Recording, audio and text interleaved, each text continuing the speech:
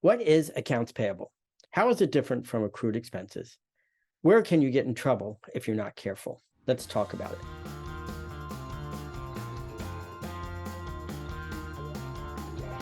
Let's take a quick look at the definition of accounts payable. Accounts payable represents the amount that an organization owes to its creditors or suppliers. In other words, accounts payable are the short-term liabilities for an organization, which owes money to its vendors and suppliers for goods and services received, an invoice, but not yet paid.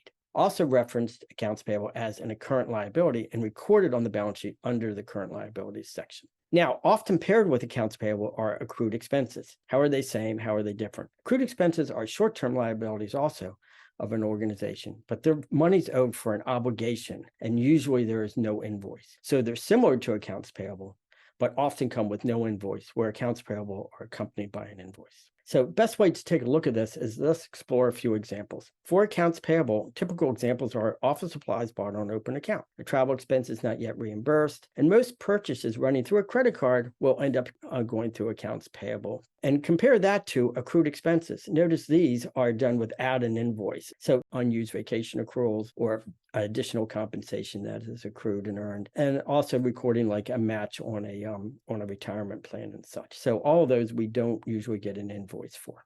In recap, accounts payable are goods or services received or expense obligations incurred, but not yet paid for. What are the key considerations and where can you get in trouble? Taking a look at the key considerations, for me, it's identification. Can't record an accounts payable that's not there. So we ought to make sure that we can keep an eye out and find our accounts payable. Timing is a key consideration. We get an invoice, when is it due, but what period is it for? And the period it's for, that comes under a cutoff consideration. So we want to make sure that not only do we record the accounts payable, but the expense gets into the right accounting period, fiscal year. Where can you get into trouble? Here, I like to look at it through the too much, too little lens. Of course, too much in accounts payable, that can get out of control quickly, and we might not have the cash available to pay our obligations when they're due. Too little accounts payable is a trigger for me that maybe bills are being paid too quickly. They're not being queued up in the system for authorization, approvals, and such. And we have time to make those payments. So looking at this, we want to make sure there's no missing amounts, missing invoices. We want to understand the due date so we don't have late payment issues. We want to, how this impacts cash management. We want to be aware of that. And of course, that leads us into accounts payable, a critical part of cash flow projections and cash flow budgets. 3 factors to consider when you're thinking about accounts payable. 1, think of safety. We got to get these things recorded.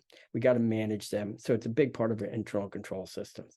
Next, I like to think of rate of return. Not all accounts payable are due the next day, so we can sort of manage that, and it'll impact our cash balances and our rate of return. And lastly, our reputation, that we're a well-managed organization. We have cash management guidelines in place and such, and you could see that through policies around how you manage accounts payable. To wrap up, accounts payable are a daily occurrence for most nonprofit organizations. However, if not watched closely, can get out of control quickly. So be sure to monitor your accounts payable on a regular basis and anticipate cash flow complications before they arise.